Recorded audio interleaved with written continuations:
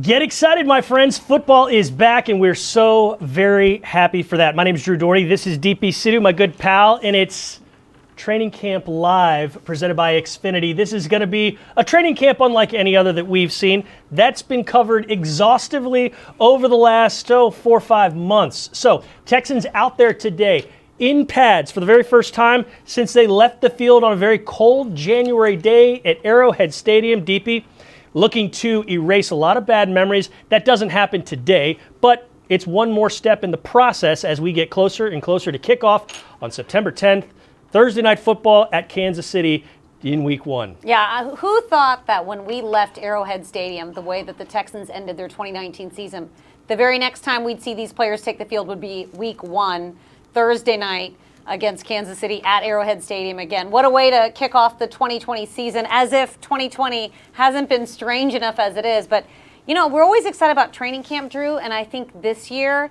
is no exception because obviously it took so much just to get to this point, just to get to training camp and then to get to training camp in pads.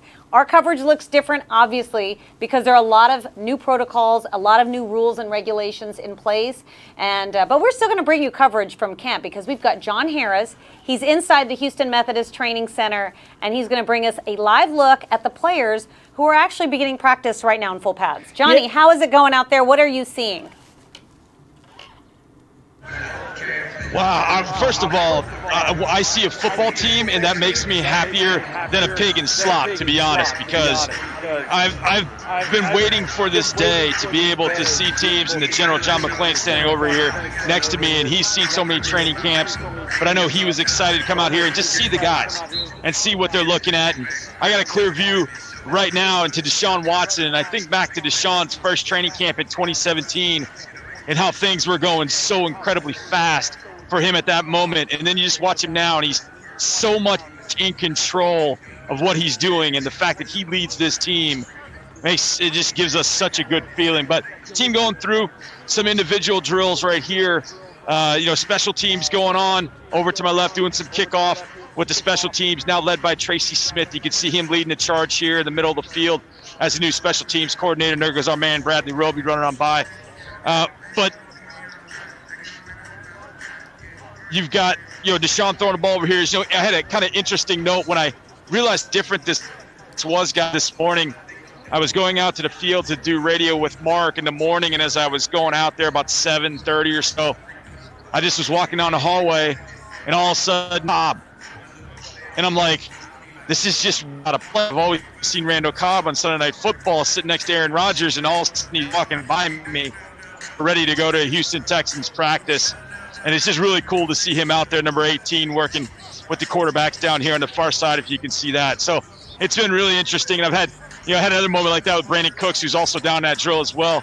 He was in the cafeteria eating breakfast himself. When I've gone to at least introduce myself, even though I was wearing a mask, you'd never know who I was. But just to see those two guys in particular, two new player Texans, was just kind of eye-opening and just different. And so it just kind of set the tone for today, but it's been really neat to see the guys come in. And I'll tell you what, there's some dudes in some serious good shape out here, that's for sure. The tight ends were just doing some drills, individual drills over here. They look like a bunch of small fools getting ready to play in the bubble in the NBA, not so much fell. They're a bunch of dudes in that type. So it's been pretty cool thus far just to see this go on. And right now we just got individual drills mixed in with some special team stuff. So the football practice, there is no stopping. It's either, if you're not special teams, you're working individual drills, or you're on special teams running down. There's everybody doing something all the time, no matter what. And I think that's what's great about NFL practice, all 80 guys doing something. First day of padded practice for the Houston Texans. This is Texans Training Camp Live, presented by Xfinity. You're hearing John Harris there. He's inside the bubble. DP Sidhu and I over here in the stadium. And as we see the drills going on, obviously this is kickoff coverage, kickoff return. And right before the last round of kicks, you saw number 56 there in the middle. That is not Brian Cushing. He has not come out of retirement. He is still an assistant coach. Instead, that's a undrafted rookie linebacker, Jan Johnson, out of Penn State. So just throwing that out there. But John, as you just mentioned, it's a crisp practice. We're still early in this practice, but it's taken a high level of organization just to get to this point. It does in a non-pandemic year, but when you throw in all the restrictions, all the new protocols to keep people safe, it's even more complicated to get things going, is it not?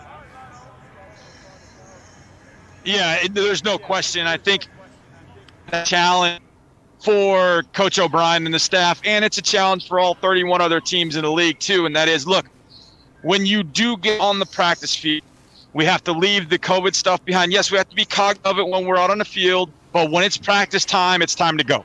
And you got to just roll. And when the pads are on, you got to hit, and you got to be physical, and you got to work on being physical and continue to ramp it up. But you really have got to take all that stuff, wearing a mask and all that.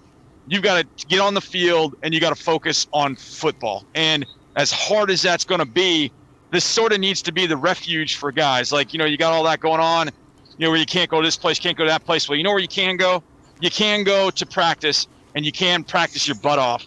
And I think that's what this group in particular, when you talk to all the coaches, you talk to Bill O'Brien and Jack Easterby, that's what they talk about. The love these guys have for the game, that they want to be here. They want to be right in the midst of this, and they want to be a championship football team, obviously led by quarterback Deshaun Watson. So there's so much excitement you can sense, but it's leave that at the door. When you go through that door, drop everything you got, focus for the next 2 hours or whatever practice is going to be on getting better as a football player and a teammate. And if all 80 guys are doing that, that's going to build towards some good things down the road. So I think that's been the philosophy that they've gone with, and you can see it early on. It's crisp. And the thing is, it's our first day out here. But these guys have been at it for a while. So it's not as if it's first day for them. They're just breaking it out of the box. They've been doing this for a while. So there's a little bit of fatigue that obviously is setting in. But when you put the pads on, it becomes that much more special. Yeah, Johnny, it's not the first day for the players. It's the first day for us, so our excitement level's on another level. I know you say don't get so excited, leave COVID at the door, but I just saw A.J. McCarron throwing some passes to Will Fuller and Randall Cobb out there warming the wide receivers up, and it's really hard to not get excited. I want to ask you, because I'm looking around at the bubble. I know they've made a lot of changes. It's now a meeting room for the players, but I see a lot of these big screens that are up. Are they running footage of plays as they're happening? Are they reviewing plays that just happened? What are you seeing on those? Because I see some game footage as well, too. Give us a glimpse of what the setup looks like inside the bubble. Well, the screens are probably the biggest thing, and I think that's probably twofold. I think there's probably two things they're getting out of that. Number one, if they need to examine something, they'll have maybe some plays, or they might just put up some information. But I also think those screens are there for when they do their big Zoom meetings in here, when they do the big team meetings. They have the ability to show film on those particular screens. So I think it kind of serves a dual purpose of what you have. And I've seen some teams with this. And in fact, when you're outside to the Houston Methodist Training Center, there's a big scoreboard, or there's a big screen at the north end of the training complex that kind of splits field 1 and field 2. And if you've driven by on McNee or anywhere on Kirby, and you're familiar with the training facility, hey, wait a second, something's different. I drove by it one of the first times I came back to the building back, I think in May, and I saw, whoa, that's different. And so they've got the screens everywhere. And I've seen a few teams that have utilized that. There was one team, I can't remember who I was watching, but they did kind of like a behind the scenes hard knock sort of thing on a college team. And they would put the actual play cards up on the screen. So if the defense was the scout team, they would face the screen and they would put the scout team card up on the screen. So instead of getting in the huddle and showing them the card, they would put that on the big screen. So the players didn't have to congregate. They could just look at the card and then play. And so it was a team that ran no huddle. And so the offense wanted to make sure that they had enough time for the defense to set up so they could run their offense. But that's what they used the screen for. So there's probably a number of different usages for these particular screens. All right, John, we just saw some footage a moment ago of Will Fuller, number 15. He is back in the fold. He's healthy. He had surgery right after the season ended. You remember he struggled last year with groin injuries, with hamstring injuries, and he's gone through a lot of work this offseason, working on his posture, working on footwork, working on mechanics, how he moves. So First impressions of him have been good from what we've heard of Bill O'Brien, from what Deshaun Watson has said, from what Fuller himself has said. Looking at him right now, and I know it's early, What do you see from this guy? Because a lot of the success of this entire team hinges on how healthy he can be and what he can do in this offense. Yeah, there's no question. I think the first thing you see with Will is the fact that you can actually see the 1 and the 5 on the back of his jersey, because that was a question that DP asked him the other day in his Zoom meeting with all the media. The hair. He's cut his hair. I had to go there for a new look, if you will. So that's the first thing that stands out. But it's interesting when he talked about his posture. I thought it was very interesting because that's something that both my son and I have an issue with. And I've been having back issues. And when I went to see my back doctor the other day, it was the first word he said to me was posture. It's a valid concern. And the thing about it is because of my posture, I end up feeling it down my leg, like where a hamstring issue would be and those kind of things.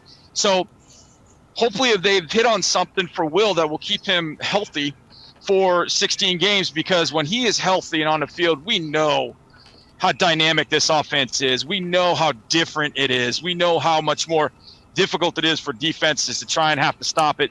And then you throw in Randall Cobb and Brandon Cooks into the mix, and David Johnson, who, by the way, David Johnson's got beach muscles, man. David Johnson is one impressive-looking guy. And I saw him at the Senior Bowl when he was coming out of college, and it was impressive as all get out. And I have body envy for David Johnson. I'm just going to put that, out here for all Texans fans to see and hear. I'm okay with it, though. Johnny, you and my 16-year-old son, that's the first thing he noticed when he saw that press conference. He said, look at those muscles. Who is that? Everyone's envious of David Johnson's muscles. Speaking of which, let's talk about the running backs group, because a little while ago I saw number 24 on the screen. I had to do a double take. It's not Jonathan Joseph. It's Karan Higdon, who was on practice squad here last year. And that battle for the running back group behind David and Duke, the Johnson duo, is going to be a stiff one. I had a chance to talk to Danny Barrett. He did a Zoom call with the media. I asked him what he thought about that group, and he said it's a fun group. It's really competitive.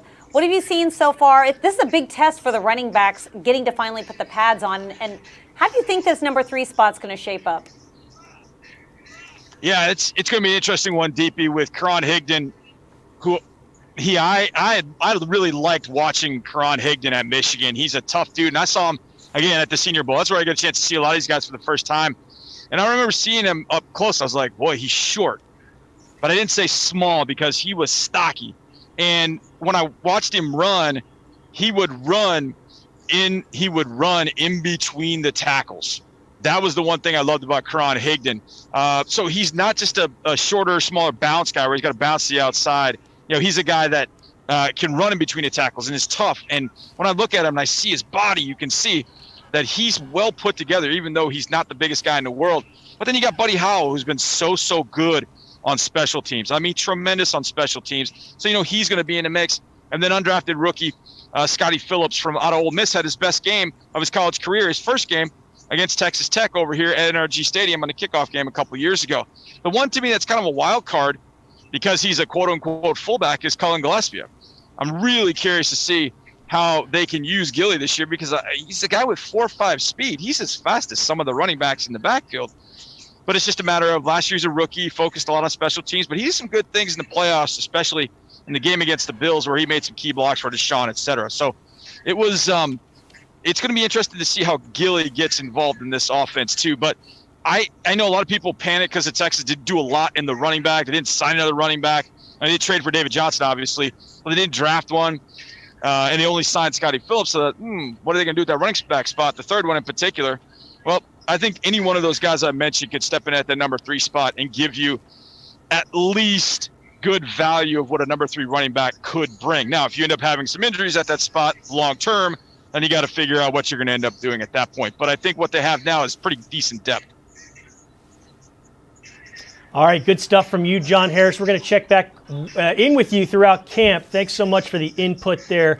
Always good to hear from John Harris. And, he brought up Cullen Gillespie at DP, and that's a guy who was the first back brought up after we heard of Duke Johnson, David Johnson. This morning when Bill O'Brien had his press conference, it's like John said, that's going to be a pretty fierce competition there for that third running back spot.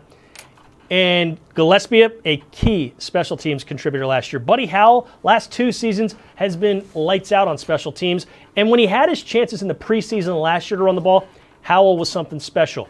Karan Higdon's got a lot to prove, but he made a good first impression throughout last year as a practice squad guy. So it's going to be fun to see what happens to Scotty Phillips, like we mentioned, also in the mix as well. I do think on the whole, going to be really tough for undrafted free agents just this year, and not just on this team, because of the lack of scrimmages against other teams, because of the lack of preseason games in getting those chances, DP.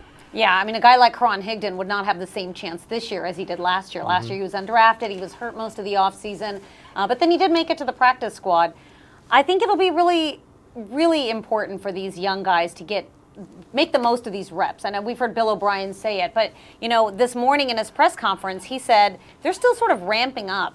So not everybody's going to be out there practicing. Gone are the days when I could go out there with my roster and just tick off everybody that was at practice and make a mental You kept note. attendance. You absolutely kept attendance. I took attendance every day at camp. Me and Mark Berman of Fox 59, we checked off everybody. It was a good way to learn a 90-man roster, but for me, it was also a good way to keep track of who's out there, who wasn't at practice, who returned, how long were they out for, because every day sort of runs into the next for camp. But this year it's totally different. So I don't think we can, from what I heard from Bill O'Brien, we cannot read too much into who's out there right now. Yes. I think it's going to matter who's out there towards the end of camp and during those scrimmages. Yeah, and you and Mark Berman of Fox 26 would have a couple of absences today because there's no Kenny Stills and there's no P.J. Hall. Different reasons and different circumstances. O'Brien said this morning Kenny Stills thinks he wants to be out there. He's come back in great shape. He's just getting ramped back up. P.J. Hall, a different circumstance. He's a defender. Played at Sam Houston State in college and then with the Raiders after that. He's a guy that the Texans are, quote, taking a chance on. That's what O'Brien said. So could be a high upside there, and there's not much of a risk initially, but those are two of a few other names that are not going to practice today. So like you mentioned, like we heard O'Brien mention, don't worry if you don't see or hear about your favorite player being out there.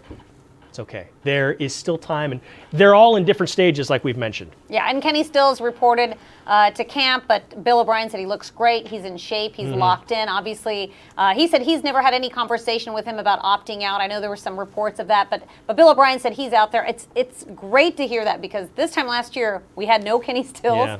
Yeah. Maybe we had Duke Johnson around this time that he got signed, but no Laramie Tunsil. So this year, what's really beneficial to the Texans is a lot of their starters, a lot of their key guys have been here through a year of camp. And guys like David Johnson and Randall Cobb, they've had so much experience.